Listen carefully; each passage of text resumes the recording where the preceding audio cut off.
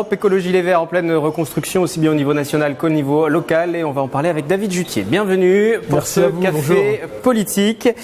Vous êtes conseiller municipal d'opposition à Rambouillet, conseiller communautaire, mais aussi co-responsable, co-secrétaire départemental donc d'Europe Écologie régional. Les Verts. Voilà. Régional. Au niveau régional. On est structuré au niveau régional, départemental aussi, mais principalement au niveau régional à l'échelle de la France chez les écologistes. Alors j'évoquais une reconstruction aussi bien au niveau local qu'au niveau national. Cette reconstruction est en marche. Vous étiez plutôt partisan d'une union de la gauche aux dernières législatives, ce qui n'a pas eu lieu. Est-ce que l'avenir d'Europe Écologie passe par cette union justement de la gauche ?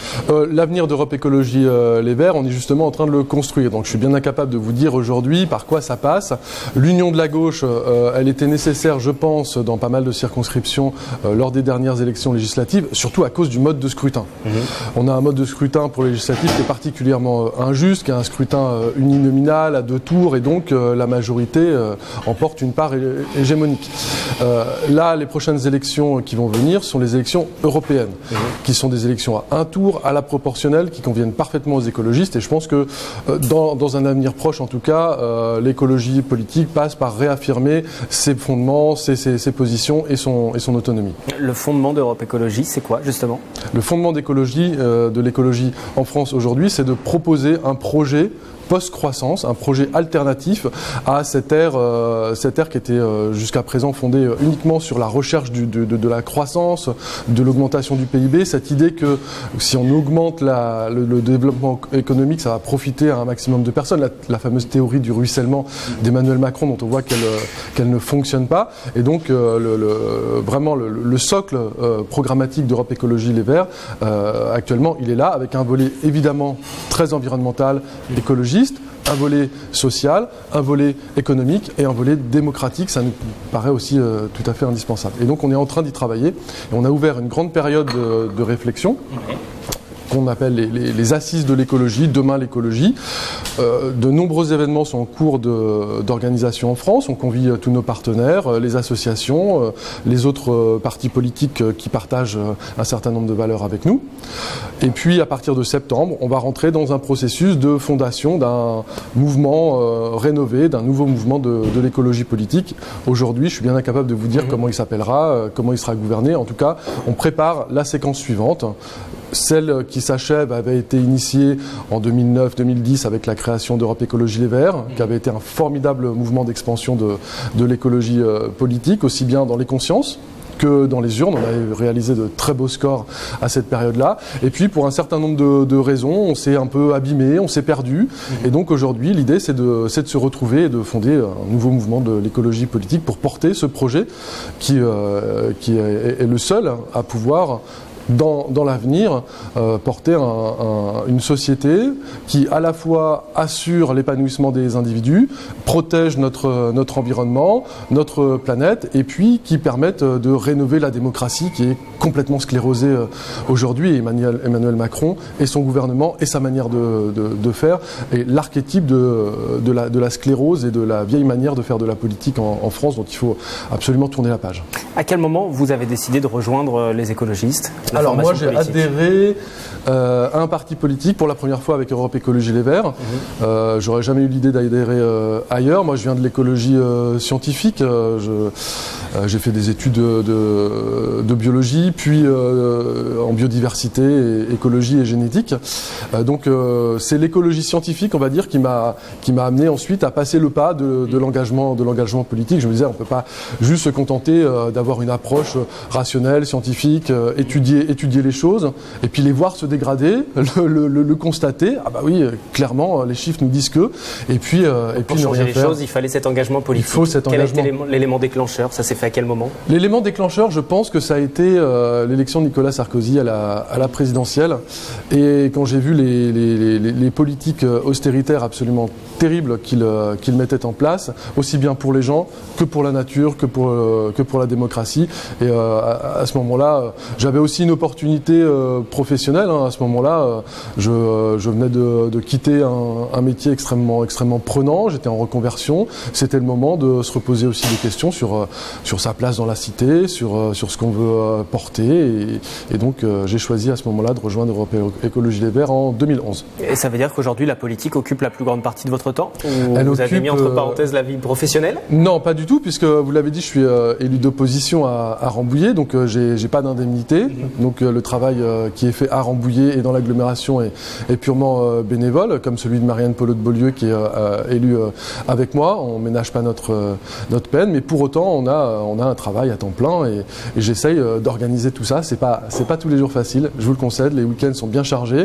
Le week-end dernier, j'ai passé encore le samedi à manifester à Paris pour la grande marche populaire qui était organisée à l'appel d'attaque du collectif Copernic. Le dimanche, j'étais en soutien au collectif non au projet EuropaCity sur le triangle de Gonesse. Et voilà, on est sur le terrain, on est là. Et puis localement à Rambouillet, je suis évidemment à l'écoute de la population et on travaille.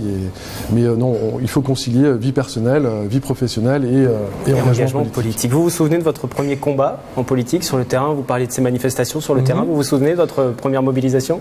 Ma première grande mobilisation, c'était à Paris contre le SMIC jeune. C'était les premières grandes mobilisations. Alors ça devait être Édouard Balladur à ce moment-là. Donc j'étais lycéen et effectivement ça m'a énormément marqué. Ces millions de personnes dans la rue. Je pense qu'effectivement il y a eu à ce moment-là aussi un déclic, quelque chose qui a commencé à se mettre en place. De toute façon, chaque personne qui est engagée chez les écologistes, comme d'ailleurs dans toutes les formations politiques, a eu, je pense, à un moment donné un événement fondateur ou alors un parcours familial aussi. On a beaucoup de personnes qui se transmettent des valeurs parce que les parents sont engagés, parce qu'un cousin, parce que... Et ça a été le cas chez vous? Non, pas du tout. D'accord. Pas du tout. Il n'y avait pas d'engagement politique. Non, il n'y avait pas d'engagement. Il n'y avait pas d'engagement politique. On ne parlait pas forcément beaucoup politique dans la famille. On ne parlait pas plus politique que dans la majorité des familles. Je pense. Non, pas du tout. Mon engagement chez les écologistes, il vient vraiment de mon parcours universitaire et de ma formation scientifique. Et vous arrivez à les convertir ou pas alors, dans votre famille, à la politique et à Europe Écologie? À ma grande joie, effectivement. Mes parents, récemment à la retraite, ont décidé de s'investir, de créer une association et je pense qu'effectivement le fait de me voir moi autant engagé les a sans doute poussés à se poser des questions et à agir quand ils en ont eu le temps et l'opportunité. Vous êtes engagé, vous l'avez dit, militant et puis vous avez été candidat à de nombreux scrutins aussi. Est-ce que ce sera le cas pour 2019, pour les européennes et peut-être après aussi Pour les européennes, vous l'avez rappelé en introduction, je suis le co-secrétaire régional d'Europe Écologie Les Verts Île-de-France et donc à ce titre-là, j'aurai à soutenir la campagne des européennes qui va se lancer. On va avoir une équipe de campagne, on va avoir une liste, on va avoir un programme. Donc si jamais on me sollicite pour porter les choses dans les Yvelines, je serai candidat sur une place qui ne sera pas éligible, ça c'est certain. Moi je privilégie pour l'instant mon engagement local. Je me suis présenté devant les électeurs et les électrices en 2014 pour porter un mandat, un double mandat puisque je suis aussi élu à l'agglomération et je le ferai jusqu'au bout et uniquement sur ce mandat-là, ça c'est certain.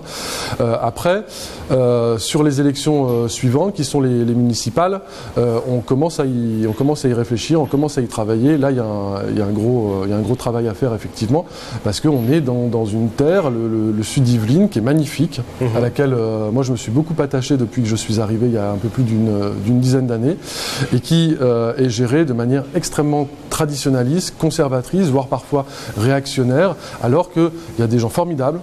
Il y a un niveau de diplôme moyen par habitant qui est extrêmement élevé. Et de l'autre côté, on a aussi des populations qui sont beaucoup plus défavorisées. Donc il y a une fracture importante à réduire. Et puis, on a un potentiel pour développer des programmes écologistes et mettre en place des projets, des structures qui montrent que l'écologie, lorsque les écologistes sont au pouvoir, ça marche, qui est extrêmement important. J'en reviens à la recomposition de la gauche pour l'avenir, justement, parce que vous parliez de ces prochains scrutins. Il y a toute une recomposition en cours. Du côté d'Europe Écologie, de la gauche, les choses évoluent au niveau de la région. région, par exemple. Mounir Satouri, Europe Écologie, a été rejoint par Benoît Hamon. Absolument. Notamment. Absolument. Les deux groupes ont souhaité faire un groupe unique et le groupe de Benoît Hamon s'est fondu dans le groupe écologiste. C'est une manière aussi d'être plus audible, plus visible, d'avoir plus de moyens à la région. C'est un accord qui est pas uniquement technique, évidemment, puisqu'on partage de nombreuses valeurs avec le mouvement de Benoît Hamon, mais c'est pas quelque chose qui préfigure une configuration nationale, absolument pas. C'est pas quelque chose que vous souhaiteriez, en tout cas, vous personnellement, peut-être? Alors, moi, personnellement, ce que je souhaite, c'est qu'un mouvement fort de l'écologie politique, autonome, persiste en France. Et c'est le chemin, c'est la direction qu'on prend actuellement, notamment pour les européennes, c'est la plus probable, on va dire. En tout cas, c'est celle que moi je soutiendrai à titre personnel. Ensuite, effectivement, l'écologie politique, elle a vocation à travailler avec toutes les composantes qui partagent des valeurs. Avec Benoît Hamon, on a une partie du programme très forte en commun. Il a repris des thématiques qui nous sont chères depuis très longtemps, la 6e République, le revenu de base universel, par exemple, la transition écologiste, évidemment. Tout ça sont des thèmes qui sont portés depuis très longtemps par les écologistes, que Benoît Hamon a repris. Formidable. Dans ce cas-là, discutons, parlons ensemble, construisons sur le terrain. Ça ne veut pas dire qu'on va faire une seule grande maison avec eux. Pour terminer, un questionnaire rapide, votre livre de chevet? Actuellement, je viens juste de relire, de terminer un ouvrage qui s'appelle Mes années Grizzly de Doug Peacock, qui est un auteur nord-américain et qui raconte ses pérégrinations en terre grizzly dans les Rocheuses avec une réflexion écologiste très profonde et voilà, ça fait du bien de relire les fondamentaux de temps en temps. Dernier film au cinéma? Au cinéma, ça fait tellement longtemps que j'ai pas eu l'occasion d'aller au cinéma. Politiques n'ont jamais le temps d'aller au cinéma à chaque fois. C'est vrai, c'est assez dommage. Je pense que j'ai dû accompagner les enfants voir un film d'animation il y a plusieurs mois, mais je serais incapable de vous dire quel film j'ai vu au cinéma la dernière fois. Et artiste musical qui en ce moment vous trotte dans la tête, une chanson qui vous traîne dans la tête? En ce moment, je réécoute beaucoup de John Baez. Voilà, je suis fan des artistes des années 60-70, aussi bien du rock de ces années-là que John Baez, qui est plutôt sur le registre folk, mais qui est quelqu'un de formidable, très engagé et une féministe de la première heure. Donc c'est quelque chose que j'aime beaucoup. Merci beaucoup, David Juttier, d'avoir participé au Café Politique. Merci à vous.